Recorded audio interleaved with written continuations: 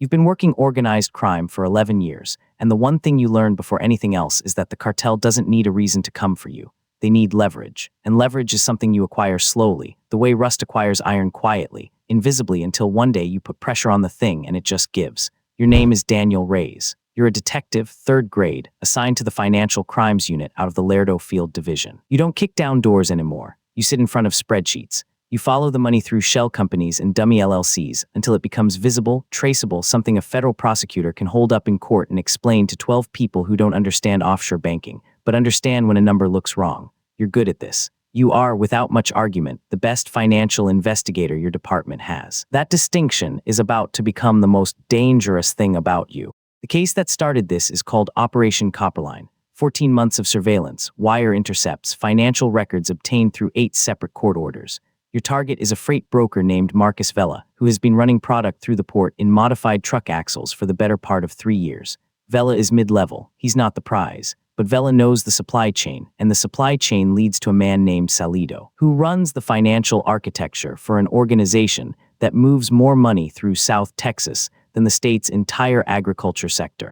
You build the case on Vela carefully. You don't rush it because rushing is how good cases collapse into nothing. You let the money talk. You follow it from Vela's company accounts through 3 Delaware LLCs to a property management firm in San Antonio that shares a registered agent with 14 other entities, all of which trace back to the same beneficial owner. That beneficial owner is a fiction, but the money is real, and real money leaves real records. The problem you don't discover until it is already your problem is that one of the wire intercepts caught something it wasn't supposed to catch. Your partner's name is Rafael Ochoa. He's been with the unit for 7 years, which is 4 years longer than you've known him, and 3 years longer than you've trusted him completely.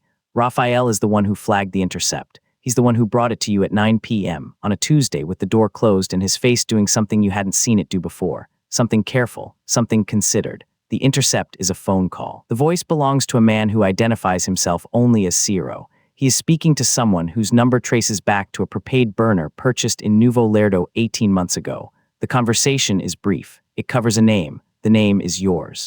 They are not discussing killing you. That perversely might have been simpler. What Ciro is discussing is a transaction.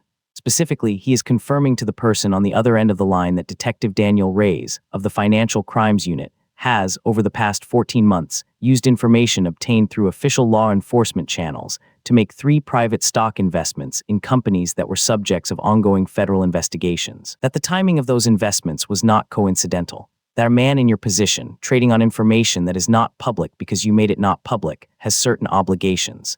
None of it is true. You have never traded on insider information. You have never even considered it, because considering it would require believing you are the kind of person who would do that, and you are not. Which is the one thing you are still completely certain of when Rafael finishes telling you what is on the recording. But here is the thing about what is true and what can be made to look true. The difference between them is documentation, and someone very deliberately has spent the past several months creating documentation. The brokerage account exists. Your name is on it. Your social security number, your address, your mother's maiden name used as a security question, all of it correct. The account was opened 14 months ago, almost to the day that Operation Copperline officially commenced.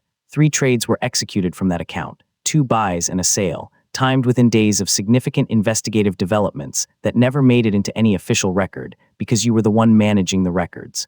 The profit on those trades totals slightly over $340,000, which has since been moved through 2 transfers into a savings account at a credit union in McAllen that also carries your name. You don't have this money. You have never seen this money. You have a mortgage you are 3 months behind on, and a car with 140,000 miles on it, and a daughter in community college whose tuition you are paying in installments. But the financial record says otherwise. The financial record says you are a corrupt detective who used classified investigative data to enrich yourself while running a case against the very organization whose infrastructure you were using to do it. The call comes the following morning, not to your cell, to your desk phone at the office, which means whoever made it knew your direct extension, knew you'd be there, and wanted you to understand precisely how much they already know about your daily movements. The voice is calm and accented and does not introduce itself because it doesn't need to. He says your name. He tells you they have the account documentation, the transfer records, the wire confirmations.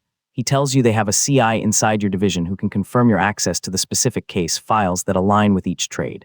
He tells you that if this information reaches the federal level, and he can make it reach the federal level. With a single phone call, you are looking at a minimum of 15 years under RICO statutes, and the complete destruction of everything your career has been. And then he tells you the alternative, $10 million, 90 days. You say nothing for a long time. Outside your office window, the parking lot shimmers in the August heat. Someone in the hall laughs at something. A normal morning. A morning that ended about 45 seconds ago. The $10 million is not a request for repayment. You understand that immediately because understanding financial architecture is what you do. The $10 million is a price tag on a service. The service is silence. And the silence is not just about keeping you out of prison, it is about ensuring that Operation Copperline and everything you have built over 14 months disappears before it reaches the prosecutor's desk. Salido doesn't need you dead. He needs you compromised. A compromised detective is worth more than a dead one because a dead one generates investigation. A compromised one generates cooperation. You have $18,000 in savings, a pension you cannot touch for 12 more years, and a daughter who thinks her father is one of the good ones. The rational part of your brain, the part that has been processing financial crime for over a decade, begins doing the math before you've made any decision about what you're going to do. Because the math is what you do when everything else is too loud to think through. The math is the one thing that doesn't lie. $10 million in 90 days. You could liquidate your entire life and not reach $500,000. There is no version of paying this. None. Which means the choice isn't whether to pay, the choice is what you do when you can't. And that question has only two answers. You run or you fight, and running is a form of admission that you cannot afford. You go to Raphael, not because you are certain of him, but because certainty is something you no longer have enough of to be selective. You sit across from him in his car, in the lot behind a hardware store 6 blocks from the field office, and you lay it out. All of it. The account, the trades, the phone call, the number. Raphael listens the way he always listens, very still, very quiet, turning it over. When you finish, he is silent for a moment that lasts long enough to be uncomfortable. Then he asks one question. He asks if there is anything real, anything that happened that could have given them material to work with, even something small, even something you didn't think mattered at the time. You think about that question for the rest of your life. Not because the answer is complicated, but because the fact that he asked it tells you something about what he believed you might say. He wanted to know if you were the man they said you were. He was giving you the chance to tell him before anyone else found out. That's not what partners do when they already know the answer. That's what partners do when they're still hoping. You tell him no, absolute no, clean. He nods, he starts the car. The next 72 hours are the kind that age a person. Raphael uses contacts that you deliberately don't ask him to explain in order to trace the brokerage account back to its origin. What he finds is a ghost operation, a professional fabrication so thorough that it would survive cursory review by someone who wasn't looking for the seams. But Raphael is looking for the seams, and he finds them. The account was opened using forged credentials processed through a document service in Guadalajara that has been used in 3 prior DEA cases. The transfers were routed through a routing number that was flagged quietly and buried in a FinCEN report 18 months ago. The whole structure has fingerprints on it. Faint ones, but fingerprints. The CI inside your division is harder. You spend 2 nights going through every person with access to the specific case files that correspond to the trade dates. You are looking for a pattern that doesn't belong, a checkout log that doesn't match the person's case assignments, a digital access record from an unusual hour. You find it on the 3rd night, a name. A colleague you have worked alongside for 4 years who pulled 3 specific files outside their normal case scope on dates that align, almost exactly, with the timing of the fabricated trades. You don't confront this person. You document them, because documentation is how you win. You bring everything to the U.S. Attorney's Office in San Antonio. Not your direct supervisor, not your division head, straight to federal prosecution, because the presence of a CI inside your unit means that you cannot trust the chain of command above you until you know how far it extends.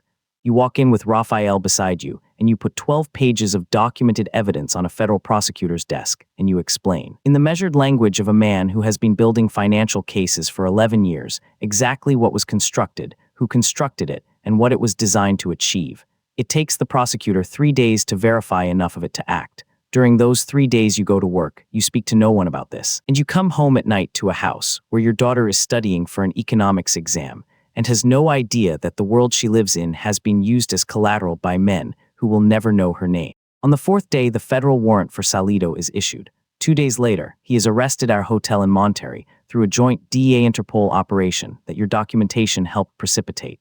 The network begins to fold the way networks always fold from the outside in, each member calculating how much they know versus how much exposure they carry.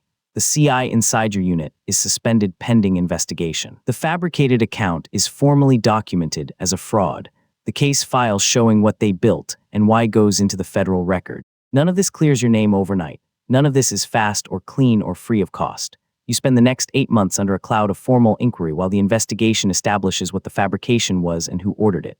You are suspended with pay during part of it. You testify 3 times. You sit across from internal affairs investigators who ask you the same questions Raphael asked in the parking lot, and you give them the same answer. Your daughter finds out. Not from you, from the news, which covers the arrest in a way that mentions, briefly, that a local detective had been targeted by a fabricated evidence operation.